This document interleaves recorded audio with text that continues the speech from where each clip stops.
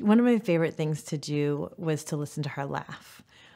It was one of the ways, one of my kind of touchstones that I would use to sort of like right before we would shoot. I mean, I had so many beautiful home movies of her and like just so much footage that was so dear to me that I just watched over and over and over again.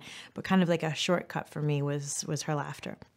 And it was this like looped tape of her laughing at different ages in her life, different moments in her life.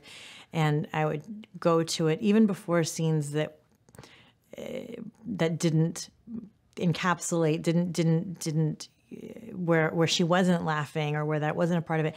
It still was so much her essence, like the desire to laugh. Like she just felt like somebody who was about to break out into, who wanted to break out into a smile at any moment.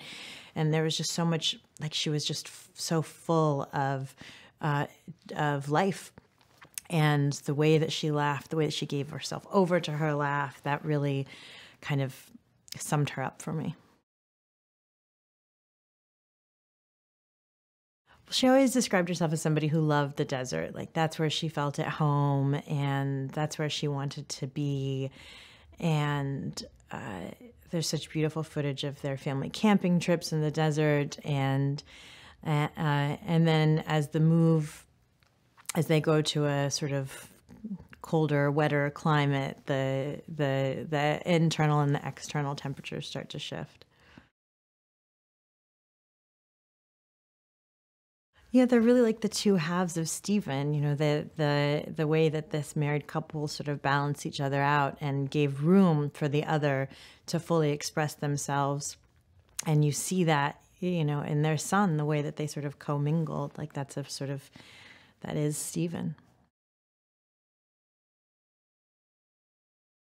Right. She has a passion that she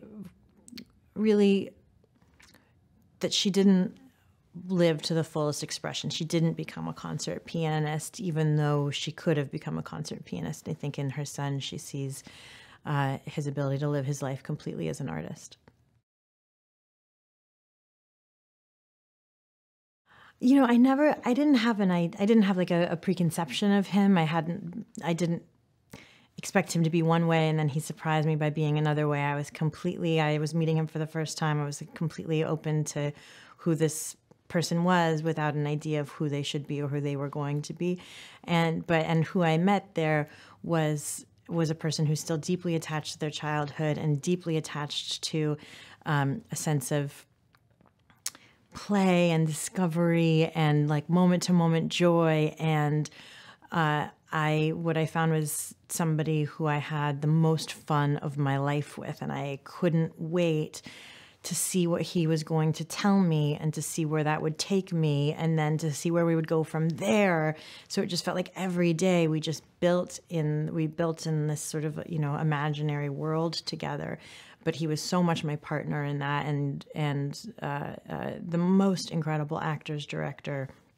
You know, you think of him, you think of his shots, and you think of his, you know, technical genius and these, you know, the shots that he devises. But, you know, I'm here to tell you as an actor, it's just he's devising that with you about an emotional life and a journey that you can go on through a scene as much as he's devising it with how the cameras are moving. So, you know, I'm still like reeling from it. I haven't worked since, and I don't know.